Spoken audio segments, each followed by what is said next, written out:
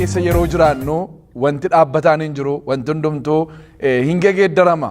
Garuu namoonni Waaqayyoodhaan yeroo hundumaa haala dhufee darbu wajjin otoo hin darbin achi dhaabbatanii Waaqayyoon eeggachuun akka isaan irra jirutu walii wajjiniin ilaalle. Har'as keessa deebi'ee wanti isinitti himuu barbaadu rakkinni isin keessa jirtan kun dhaabbataa miti. Gidiraan isin keessa jirtan dhaabbataa miti. Dhukkubi isin keessa jirtan dhaabbataa miti. Iyyumi isin keessa jirtan dhaabbataa miti.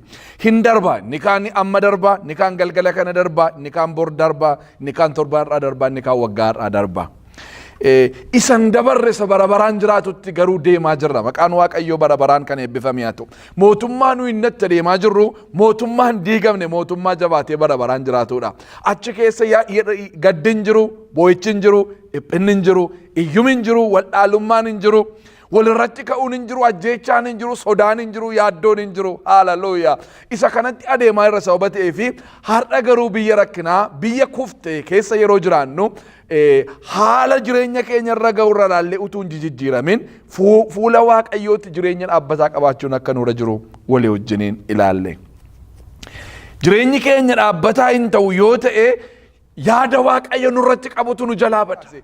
Waa'ee nama erga Baabiloonitti booji'ame waggaa 15tti booji'ame umurii isaatti hamma waggaa 85tti waggaa 70 guutuu Baabiloon keessa jiraatee gara waggaa 85tti kan inni du'e. Bara sana guutuu mootota sadan wal geeddaran sana keessatti Daani'el jabaatee dhaabachaa akka turetu dubbiin Waaqayyoodhaa nu barsiise.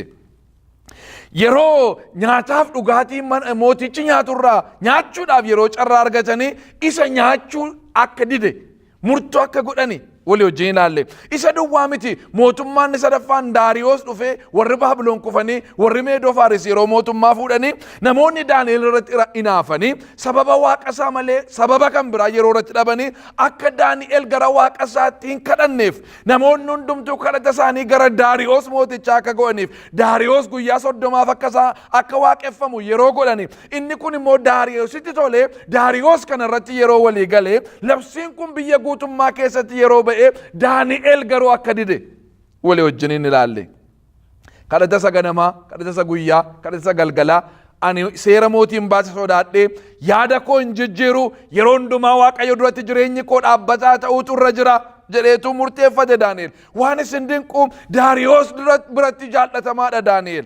Daariyoosii Daani'eliif oolmaa guddaa oole. Namoota warra Naabukadnezar wajjin, Beelshaaxeer wajjin, mootummaa Baabiloonii wajjin warra hojjetan hundumaa gad ari'eetu tokkitti Daani'eliin hambise mootummaa irratti. Mootii oolmaa amma kana ga'usinii oole ilaala. Warra kaan ari'ee, warra kaan hojii dhowwatee, warra kaan mana hidhaatti naqee nama Daani'el jedhamu duwwaaf ayyaana kennee Daani'eliin of biratti hambisee isa iyyuu mootummaa isaa keessaa ati nama lammaffaadha jedhe ilaala. Aantii isaa kaa'uu hin danda'a, fira isaa kaa'uu hin danda'a, eessuma isaa kaa'uu hin danda'a, nama isaa wajjiniin siyaasa isaa gaggeessaa ture, nama isaa wajjiniin lolaa ture kaa'uu hin danda'a. Isaan hundumaa dhiisee Daani'eliin nama lammaffaa godhe yeroo kaa'u mootichi Daani'eliif oolmaa guddaa oole beeka.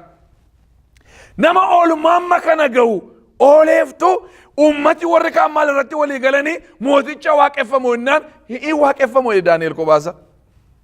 Hammana yoo oolmaa naa ooleyyuu, hammana yoo gochaa naa godheyyuu, isa duratti yoo nayyaan argadheyyuu, oolmaa isaa waan inni ittiin baasu yoo dhabeyyuu inni waaqeffamu hin ta'u. Kan waaqeffamu Waaqayyo waaqarra jiraadha. Ulfina argachuun kan isaa malee isa duwwaadha. Kanarratti waliin galu an jedhe. Kadhata ganamaa isaa hidheen dhaabu, kadhata guyyaa isaa hidheen dhaabu, kadhata galgalaa isaa hidheen dhaabu jedhe.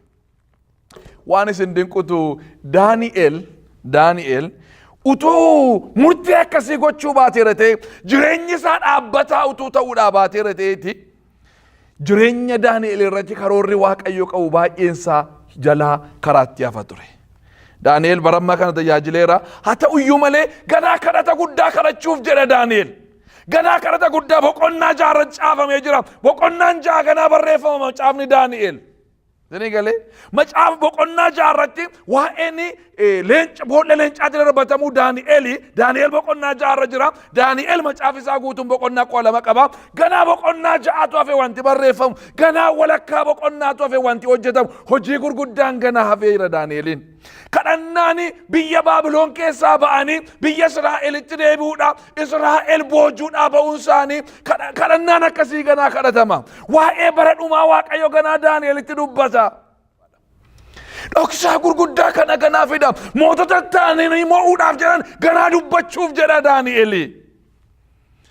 Akeeki Waaqayyoo ajandaan Waaqayyoo irra jiru kun akka karaatti nafnee fi Daani'el dhaabbachuutu irra ture. Obboleessa ko obboleettii ko ergaan koo har'asi jabaadhu dhaabbadhu yeroo sana moo Waaqayyoo yaada sirratti qabu galmaan gaasiin jechuudhaaf iddoo kana jira. Ameen.